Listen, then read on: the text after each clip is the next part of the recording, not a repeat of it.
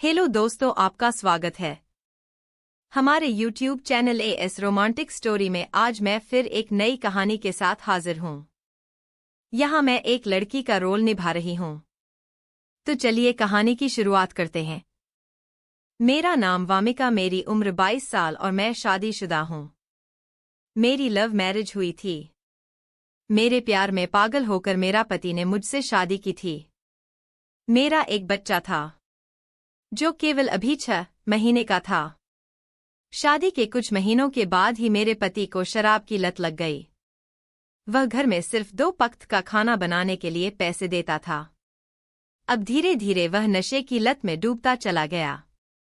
नशे की लत के कारण उसने अपनी नौकरी खो दी। अब मैं घर को चलाने के लिए कुछ घरों में काम करने लगी थी। लेकिन एक दिन मेरे पति ने अपनी सीमा लांघ दी। पैसे के लिए अपने जन्मे बच्चे को बेचने जा रहा था। मैं अपने बच्चे को इस हाल में नहीं देख सकती थी। उसी समय मैंने अपने पति का घर छोड़ने का फैसला कर लिया।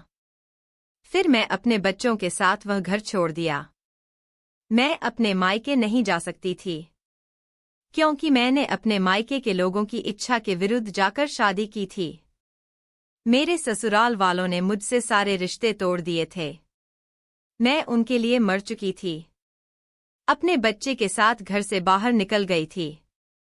लेकिन भगवान की कृपा ने मुझे अपने सिर पर छत पाने के लिए ज्यादा इधर भटकना नहीं पड़ा। मेरे एक दोस्त ने मेरी मदद की। उसने मुझे कुछ पैसे उधार दिए और एक कमरा किराए पर दिला दिया। मैं ज्यादा कुछ नहीं जानती थी, इसलिए मेरे लिए किसी अच्छी बड़ी कंपनी में नौकरी मिल पाना असंभव था। लगातार 2 दिनों तक मैं अपने बच्चे को लेकर नौकरी की तलाश में भटकती रही। मेरे बच्चे को देकर कोई भी मुझे नौकरी देने को तैयार नहीं था। एक दिन मैंने अपने बच्चे को कुछ समय के लिए अपने दोस्त के पास छोड़ा दिया और काम की तलाश में निकल गई। फिर मुझे एक बड़े 5 स्टार होटल में नौकरी मिल गई। वहां मेरी खूबसूरती काम आई। मुझे उस होटल में नौकर की नौकरी मिल गई। मैंने वहां किसी को नहीं बताया। मैं एक बच्चे की मां हूं। मेरी सैलरी 8,000 है। मैंने अगले दिन काम पर जाना शुरू कर दिया। कुछ दिन के लिए अपने बच्चे को अपने दोस्त के पास छोड़ देती, लेकिन उसने अब उसकी देखभाल करने से साफ साफ इनकार कर दिया। फिर मैं छिपाकर अपने बच्चे को काम पर ले जाती।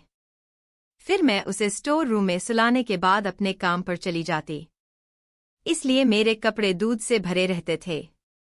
इतना करीब होने के बावजूद अपने बच्चे को जब चाहे दूध पिलाने नहीं जा पाती थी। एक दिन मेरे बॉस ने मुझे अपने केबिन में बुलाया। उसने मुझे होटल में एक कमरे का नंबर बताया और कहा उस कमरे में एक मेहमान आपका इंतजार कर रहा है। इसके विपरीत बॉस ने मुझे और कुछ नहीं बताया। जब मैं उस कमरे में गई तो मैंने देखा कि एक बॉडी बिल्डर बेड पर बैठा है। उसने मुझे अंदर बुलाया, दरवाजा बंद करने को कहा। दरवाजा बंद होते ही उसने अपना ऑर्डर मेरे सामने रख दिया।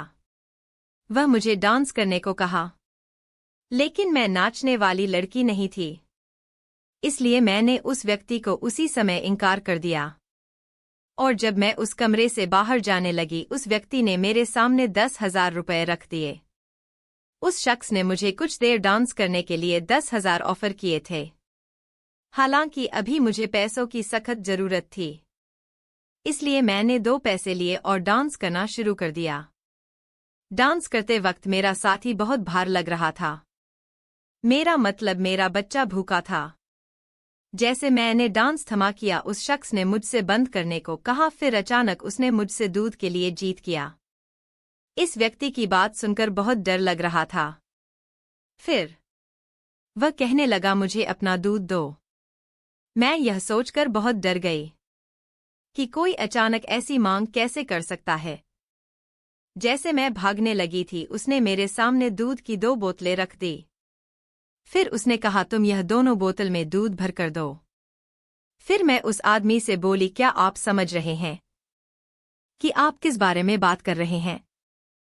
फिर मैं बोली, मैं ऐसा कुछ नहीं कर सकती। मैं फिर से इतना सारा पैसा देखकर हैरान रह गई।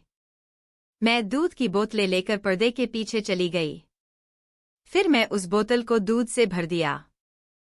फिर वह व्यक्ति उन बोतल को लेकर वहां से चला गया।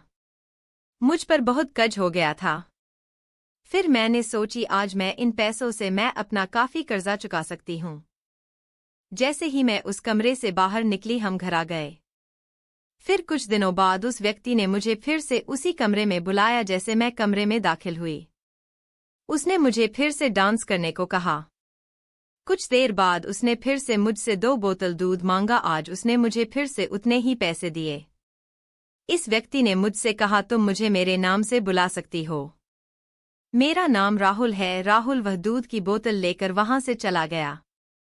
उस दिन अपना काम खत्म करने के बाद हम घर आ गए और मुझे कल सुबह 9 बजे अपने घर का पता दिया। कहा इस जगह मैं तुम्हारा इंतजार करूंगा। फिर मैं कल गई तो उन्होंने दरवाजा खोला। घर काफी बड़ा था, शायद इनके अलावा कोई नहीं रहता था।